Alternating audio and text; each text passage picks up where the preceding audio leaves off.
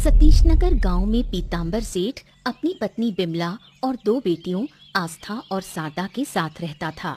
उनका परिवार एक खुशहाल मध्यम वर्गीय परिवार था। पीताम्बर की एक छोटी सी किराने की दुकान थी जिससे घर का खर्च चलता था, लेकिन हाल ही में गांव के कुछ गुंडों की वसूली के कारण वो बहुत चिंतित थे।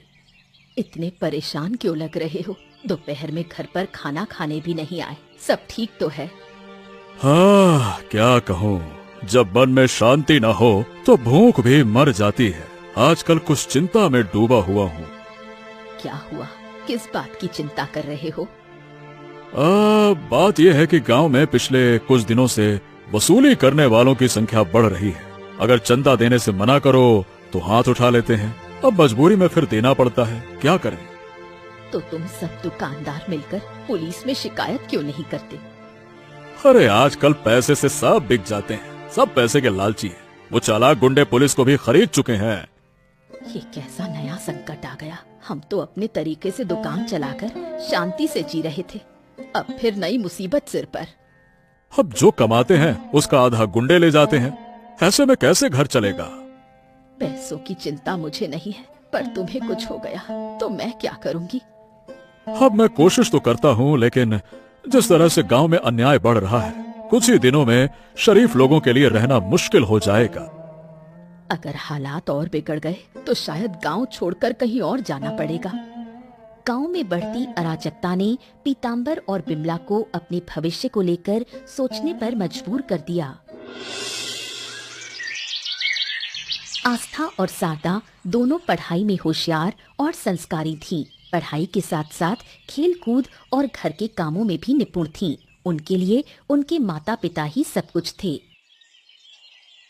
मुझे बहुत चिंता हो रही है। माँ से पता चला कि पापा गांव छोड़ने का सोच रहे हैं। क्या कह रही है तू? लेकिन क्यों? हम तो बचपन से ही इसी गांव में हैं। यहाँ से क्यों जाएं? तू तो दिन भर अपने में मस्त रहती है। आसपास क्या हो रहा है? कुछ खबर भी है? ज्ञान मत दे, सीधे बता क्या हुआ है। पापा को दुकान चलाना मुश्किल हो गया है। गांव के गुंडे वसूली करने लगे हैं। हर दिन पैसे मांगते हैं और मना करने पर मारपीट करते हैं। पापा और बाकी दुकानदार सब तंग आ चुके हैं। लेकिन इसका मतलब ये नहीं कि हम गांव ही छोड़ दें। ये तो इस बात का हल नहीं। मैं भी यही सोच रही थी, लेकिन अगर पापा ने फैसला ले लिया तो हम क्या कर सकते हैं? उनकी बात काटने की हिम्मत तो है नहीं। हमारी पढ़ाई, सारे कामकाज, सब कुछ इसी गांव में है। यही हमारे अपने लोग हैं। हम कहाँ जाएंगे? मैं तो कहीं नहीं जाऊंगी। मेरे तेरे चाहने से कुछ नहीं होगा। पापा जो भी करेंगे हमारी भलाई के लिए ही करेंगे। तेरा दिमाग खराब हो गया है। हर बार माँ बाप जो कहें वही सही नहीं होता। कभी तो सोच कि उनका फैसला कितना सही है। मुझे अपने माँ बाप पर पूरा भरोसा है। वो कभी हमारा बुरा नहीं चाहेंगे। पर गांव छोड़कर क्यों जाना? मैं नहीं जाऊंगी। मेरे साथ रोना धोना मत कर। हिम्मत है तो जाकर पापा से कह दे। गांव छोड़ने की बात पर दोनों बहनों में झगड़ा बढ़ता गया। गांव के जिन गुंडों ने वसूली शुरू की थी, उनमें से सबसे बदनाम था मुरली। अपने पिता की राजनीतिक ताकत के बल पर वो पूरे गांव में आतंक मचाता फिरता, हर किसी को धमकाता। अरे सुन सुन सुन, ये बता, तू हरिपद मास्टर की बेटी है ना? हाँ काका, आप मेरे पापा को जानते हो? अरे बहुत अच्छे से जानता हूँ। ये बता, वो दिखते नहीं आजकल, कहाँ है? पापा व्यापार के सिलसिले में शहर गए हैं। अगले हफ्ते लौटेंगे। अरे 4 महीने हो गए दुकान खोले, अब तक ठीक से चंदा नहीं दिया और ऊपर से शहर चले गए हैं? आप क्या कह रहे हो? मैं तो कुछ समझी ही नहीं। हाँ, तुझे समझने की जरूरत नहीं है बेटा। बस ये कहना कि जब तुम्हारे पापा आए तो उनसे कहना बेटा कि मुरली काका से मिलने को आ जाएं, बस। ठीक है काका, पापा के आते ही कह दूंगी। और हाँ, ये भी बता देना, अगर चालाकी की और मुझसे मिलने नहीं आए तो मैं घर आ जाऊंगा, और मैं घर आया तो घर जला दूंगा। मैंने तो सोचा था आप अच्छे इंसान हैं, लेकिन आपकी बातों से लग रहा है आप बहुत ही बुरे हो। अले अले अले अले छोटे बच्चे, तू मुझको बुरा कह रही है? रुक जा, अभी तुझको सबक सिखाता हूँ मैं। तेरी तो। ये आप क्या कर रहे हो? अरे तू कौन है अब? मैं कौन हूँ इससे फर्क नहीं पड़ता। क्या आपके अंदर इंसानियत बची है? एक बच्ची को चाकू दिखा रहे हो? अरे ज्यादा बोलो मत, मैं कुछ कर बैठूं उससे पहले ही तुम दोनों यहाँ से निकल जाओ। अरे जाओ। अगर आस्था समय पर नहीं आती तो शायद मुरली बिंदु को नुकसान पहुंचा देता। आस्था बिंदु को लेकर वहां से चली गई। बिमला को हमेशा आस्था और शारदा की चिंता लगी रहती। उसे डर था कि कहीं कुछ बुरा न हो जाए, इसलिए वो हमेशा उन्हें सतर्क रहने को कहती। जब उसे मुरली के साथ हुई घटना के बारे में पता चला तो वो गुस्से में सड़क पर ही फट पड़ी। क्या जरूरत थी मुरली से बात करने की? क्या तुम लोग उसे जानती हो? पूरे गांव में उसके बाप की ताकत है, कोई उसके खिलाफ आवाज उठाने की हिम्मत नहीं करता। वो एक बच्ची को चाकू दिखाकर डरा रहा था। अगर मैं समय पर नहीं पहुंचती तो शायद उसे मार भी देता। और तुम मुझसे पूछ रही हो कि मैं बीच में क्यों गई? दूसरों की जान तभी बचानी चाहिए जब अपनी जान सुरक्षित हो। मुरली एक बहुत ही खराब लड़का है। गांव के बड़े से बड़े लोग भी उससे डरते हैं। जो लोग डरते हैं उन्हीं को और ज्यादा डराया जाता है माँ। हो सकता है कि उसके पास ताकत हो, उसके पिता का रसूख हो, लेकिन इसका मतलब ये नहीं कि वो गलत करता फिरे और कोई कुछ बोले नहीं। ज्यादा होशियार बनने की जरूरत नहीं है। आज के बाद अगर मुरली से झगड़ा करते सुना तो अंजाम बुरा होगा। जिंदगी भर डरते डरते ही तुम्हारा ये हाल हुआ है। अब गांव छोड़कर भागने की सोच रहे हो? एक थप्पड़ मारूंगी, गाल लाल हो जाएगा। क्या यही सिखाया है मैंने तुम्हें? अब हमसे ऊंची आवाज में बात करोगी? माँ बुरा मत मानो, लेकिन शारदा ने कुछ गलत नहीं कहा। तुम लोग हमेशा डरते आए हो, इसी वजह से लोग तुम्हें और डराते हैं।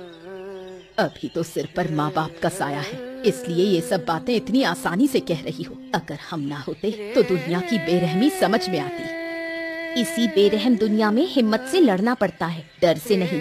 खैर अब कुछ और कहना बेकार है। मुरली के साथ उसका साथी था पराश। वो हमेशा मुरली के साथ मिलकर गांव में अपनी ताकत दिखाता था और लोगों को डराता था। मुरली के करीब होने के कारण लोग उससे खौफ खाते थे। अरे क्या कहूँ, इस हफ्ते मैं बाजार नहीं जा सका। अच्छा ये बता, तुझ पर जो हफ्ता वसूली का जिम्मा छोड़ा था ठीक से किया कि नहीं किया? ओहो, जब मैं हूँ तो तुम्हें चिंता करने की जरूरत है क्या है? मैं सब इंतजाम कर चुका हूँ, बस एक छोटी सी परेशानी है। अरे अब क्या परेशानी है, क्या हो गया? अब बात यह है कि बाजार में कुछ दुकानदार हैं जो नाटक करते हैं पैसा देने में। उनमें सबसे ज्यादा दिक्कत है ये ससुरे पीताम्बर सेठ को। अच्छा याद दिलाया। मैं भी उसके बारे में बहुत सुन रहा था। सुना है वो दूसरों को भी हमारे खिलाफ भड़का रहा है।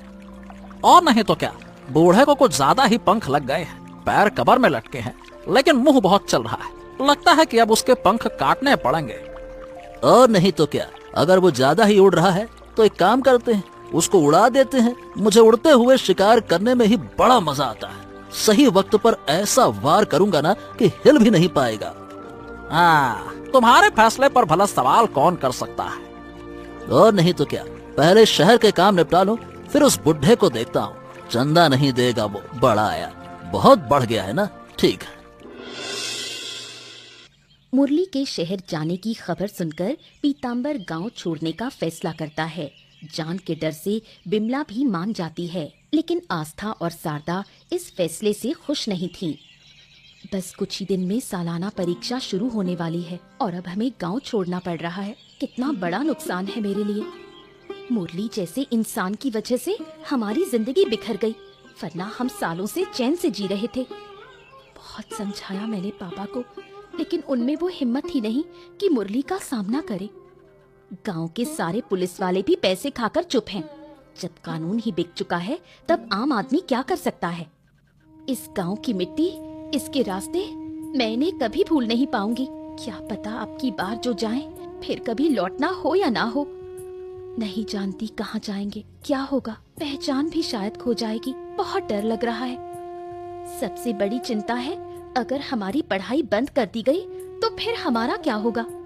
उम्मीद है पापा ऐसा नहीं करेंगे। हम जहाँ भी रहें पढ़ाई जरूर चालू रहेगी। कम से कम इसी भरोसे से दिल को संभाले हुए हूँ। हो सकता है आज रात या कल कभी भी भागना पड़े। जिंदगी में कितनी उथल पुथल मच गई है। जब से मुरली के पिता गांव के मोरल बने हैं तब से सब कुछ बिगड़ गया। लूट पाट, धमकी, हत्या कुछ भी आम हो गया है। कोई दिन तो ऐसा आएगा जब मुरली को उसके कर्मों की सजा मिलेगी। क्या उस दिन हम इस गांव में रहेंगे? उसी शाम आस्था और शारदा अपने कुछ दोस्तों से मिलने बाहर जाती हैं, जबकि पीताम्बर और बिमला घर के सामान समेट रहे थे। तभी मुरली और पराश वहां आ धमकते हैं। अरे अरे अरे अरे अरे तुम लोग, अरे तुम मेरे घर में कैसे घुस आए? रुको रुको, अरे अरे रुक जाओ। देख रहा हूँ चुपचाप भागने की तैयारी चल रही है। ये गांव छोड़कर कहाँ जाने की सोच रहा है रे बुढ़े? है? अरे तमीज से बात करो। मैं कहीं भी जाऊँ वो मेरा फैसला है। तुम बीच में क्यों टांग अड़ा रहे हो? मैं टांग अड़ाऊंगा नहीं, मैं टांग तेरी छाती पर रखूंगा साले। वैसे मुझे कोई आपत्ति नहीं है अगर आप जाना चाहते हैं, लेकिन बकाया का चंदा दीजिए। बिना चंदा दिए भागने की कोशिश कर रहे हैं आप, ये बात तो बिल्कुल पसंद ना आई मुझको। और मुरारी भाई का पैसा हड़प कर भागना चाहते हो? सोच लिया था कि हमें भनक भी नहीं लगेगी। ज्यादा बातें मत बनाओ, अगर जाना है तो पैसे देकर जाओ, वरना अच्छा नहीं होगा। अरे देखो, मैं गरीब आदमी हूँ, मेरे पास पैसे नहीं है, इसलिए जान बचाने के लिए गांव छोड़ना चाहता हूँ। दया करो मुझ पर, दया करो। ये गरीबी की कहानी ना तू किसी और को सुना बुढ़े। ठीक ठाक कमाता है, व्यापार अच्छा चल रहा है, तो पैसे देने में क्यों तेरी जान जा रही है? चल निकाल। तुम्हारे माँ बाप ने तुम्हें कुछ नहीं सिखाया। हम बड़ों के जैसे विनती कर रहे हैं और तुम बेशर्मी से पैसे मांग रहे हो। मुरली का गुस्सा चरम पर पहुंच जाता है। क्रोध में आकर वो चाकू निकालता है और बिमला और पीताम्बर दोनों की हत्या कर देता है। फिर लाशों को वहीं छोड़कर भाग जाता है।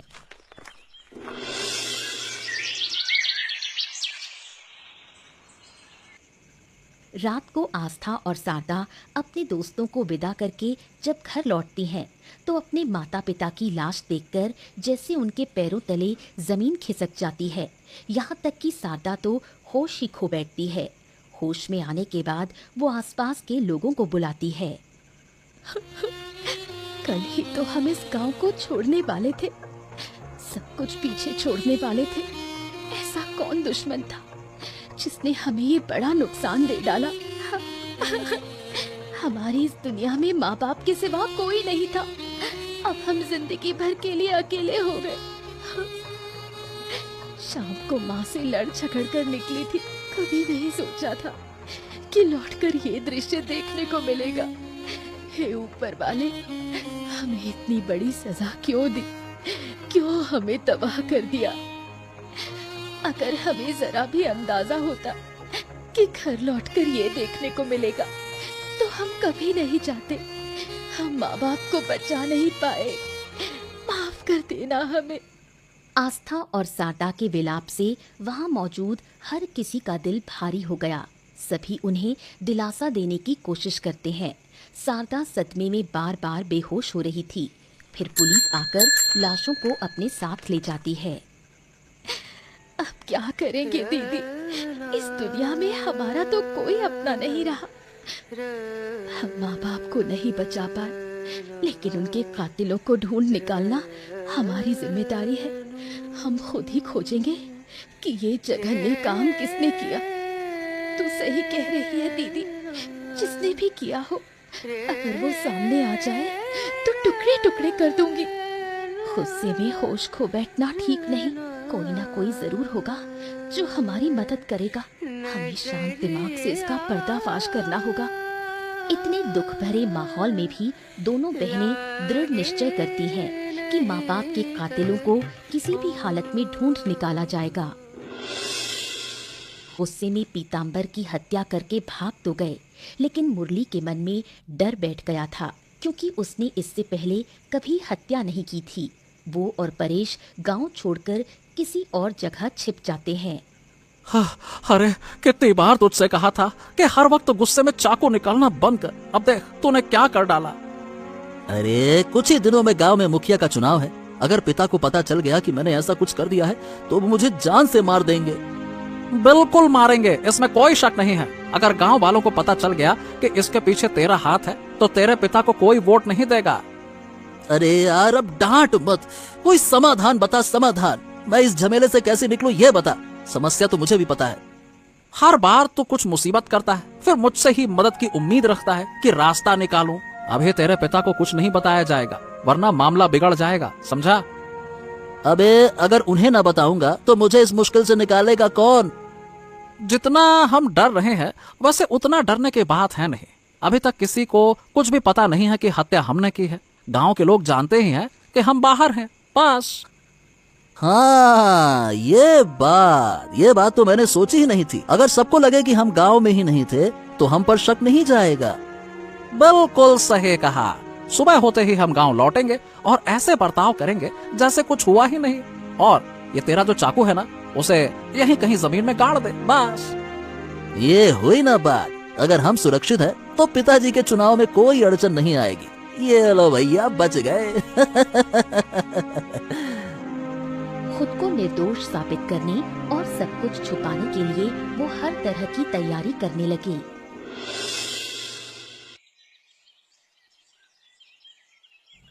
आस्था और शारदा ने पूरे गांव के लोगों से पूछताछ की, लेकिन कोई खास जानकारी नहीं मिली। लेकिन कुछ दिन बाद भानु नाम का एक लड़का दावा करता है कि वो उनकी मदद कर सकता है। भानु, तुम्हें डरने की कोई जरूरत नहीं। हमारे लिए हमारे माँ बाप के हत्यारों को ढूंढ निकालना सबसे जरूरी है। जो कुछ भी तुमने देखा या जानते हो, हमें निडर होकर बताओ। हम वादा करते हैं तुम्हें कोई नुकसान नहीं होगा। जो मैं बताने जा रहा हूँ वो बहुत जोखिम भरा है, लेकिन मैं तुम्हारा दुख देख नहीं पा रहा। बात यह है कि सरदा, जिस दिन पीताम्बर काका और विमला काकी की हत्या हुई, उसी शाम मैंने मुरली और उसके साथी परेश को तुम्हारे घर से बाहर निकलते देखा था। मुझे शुरू से मुरली पर शक था, लेकिन सब कह रहे थे वो शहर में था, इसलिए मैं यकीन नहीं कर पाई। अगर भानु हमारा साथ दे तो हमें न्याय मिलना आसान होगा। अगर तुम मेरी सुरक्षा की गारंटी दे सको तो मैं तुम्हारी मदद करने के लिए तैयार हूँ। तुम्हें कोई नुकसान नहीं होगा, मैं वादा करती हूँ। परेश और मुरली को पता चल जाता है कि भानु ने उनके खिलाफ पीताम्बर और बिमला की हत्या के मामले में पुलिस के सामने गवाही दी है। ये सुनते ही वो दोनों भानु को रास्ते से हटाने की योजना में जुट जाते हैं। अरे यार, हमने तो सोचा था कि हम सुरक्षित हैं, इसलिए गांव लौट आए, लेकिन उस ससुरे भानु ने हमारी सारी योजना पर पानी फेर दिया। सुना है कि उसने आस्था और सरदा के साथ मिलकर पुलिस के सामने हमारे खिलाफ गवाही दी है। अरे यार, ये कहाँ से निकल आते हैं लोग बाग। उस दिन जब हम हत्या करके घर से निकले थे ना, शायद उसने हमें देख लिया था। अगर उस वक्त ही मिल जाता तो साले को वहीं निपटा देते। एक और खून होता और क्या होता। क्या कहूँ, तुम्हारे पिता हमसे बहुत नाराज हैं। अगर ये बात पूरे गांव में फैल गई तो उनके चुनाव पर असर पड़ेगा। मैंने बहुत मुश्किल से उन्हें समझाया है। अरे मैं भी क्या कहूँ, मैं इतनी बड़ी गलती कर बैठा। अगर ये बात गांव में फैल गई तो पापा अगली बार मुखिया नहीं बन पाएंगे, ये फिर तय है। और अगर तुम्हारे पापा मुखिया नहीं बन पाए तो पुलिस को तुम्हें पकड़कर ले जाने में 2 मिनट नहीं लगेंगे। हाँ, वही तो, ये सब ससुरा उस भानु की वजह से हुआ है। उसकी इतनी हिम्मत कैसे हुई मेरे खिलाफ गवाही देने की। साले को तो मैं। इससे पहले कि ये सब बातें पूरे गांव में फैले, हमें एक और कदम उठाना होगा। भानु, आस्था और सरदा, इन सबको रास्ते से हटाना होगा। क्या कहता है? अरे पहले 2 हत्याएं करके हम मुश्किल में हैं, और अब तू कह रहा है कि 2 हत्याओं से बचने के लिए 3 हत्या और करे। कहाँ से सीखता है रे ये तू सब उपाय हैं? अरे अगर हमने उन्हें नहीं हटाया तो पूरी सच्चाई गांव में फैल जाएगी और फिर तुम्हारे पापा का चुनाव तो गया। हाँ, नहीं नहीं नहीं नहीं, मैं नहीं चाहता कि मेरी वजह से पापा को कोई नुकसान हो। हाँ, तो बस हमारे पास अब एक ही रास्ता बचा है और वो मैंने तुझे बता दिया है। अब तू बता क्या करना है।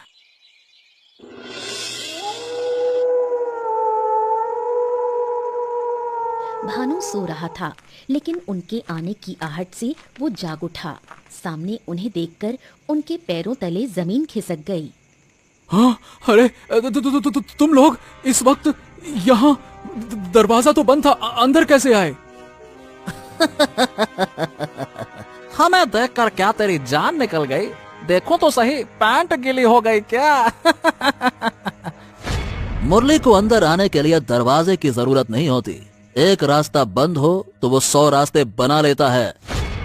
सुना है तो पुलिस के सामने हमारे खिलाफ गवाही दे रहा है। आस्था और सरदा का गवाह बनकर हमें फंसाने की कोशिश कर रहा है। क्यों रे? इतने साल हमसे फायदा उठाकर अब हमारे खिलाफ बोल रहा है।